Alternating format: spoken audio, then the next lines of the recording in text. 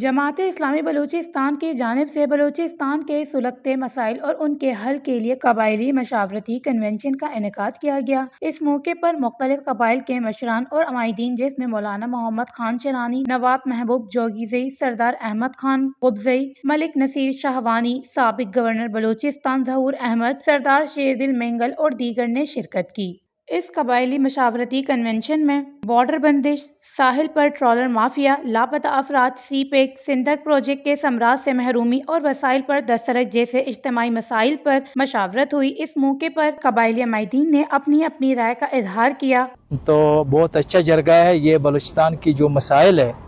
تو اس حوالے سے یہ ہے کہ بلوچستان میں بے شمار مسائل ہے، اغوا برائے تاوان اور ہمارے ساحل اور وسائل پہ قبضہ گیری، جہاں پہ بھی یہ جو ہماری مقتدر طبقہ ہے، جہاں بھی اچھا پانی، اچھا یہ مینز اور اس طرح چیزوں کو دیکھتے ہیں وہاں پہ جا کے چوکی بنا لیتے ہیں، اور اس طرح لوگ بیزار ہے آج کل بہت سخت اذیت میں ہے، تکلیف میں ہے بلوچستان کی تمام اقوام۔ دیکھیے، صوبے میں جماعت اسلامی کا الحمدللہ کردار رہا ہے۔ اس سے پہلے ہم نے کال پارٹیز کی اور مشترکہ ہم نے اعلامیہ جاری کیا تھا کہ حق دو بلوچستان کے حوالے سے ہماری دوسری ایک کاوش ہے کہ اس پہ ہم چاہ رہے کہ بلوچستان میں اس وقت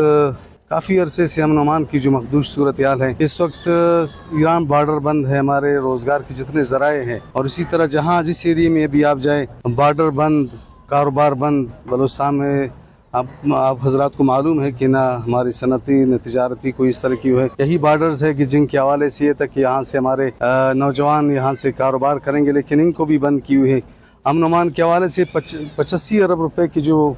خطیر رقم ہے،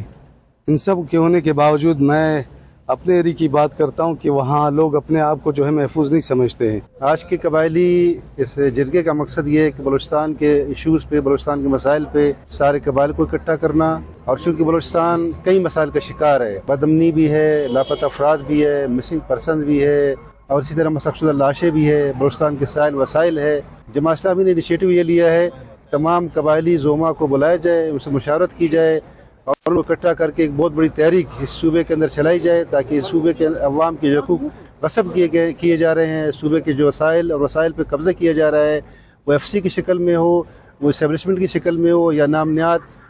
فارم 47 کے لوگوں کی شکل میں ہو۔ یہ جماعت اسلامی کی مہم ہے۔ ان کا مزید کہنا تھا کہ جماعت اسلامی کی جانب سے اس کنونشن کا منعقد ہونا قابل ستائش ہے۔ بلوچستان کی موجودہ صورتحال کو مد نظر رکھتے ہوئے ہم سب، جس میں سیاسی پارٹیز، قبائلی سربراہ اور رسول سوسائٹی کو مل کر ایک ایسا لائحہ عمل طے کرنا ہوگا جس میں بلوچستان کے حقوق سمیت دیگر مسائل کو بہتر طریقے سے حل کیا جا سکے۔ وش نیوز، کوئٹہ، بلوچستان۔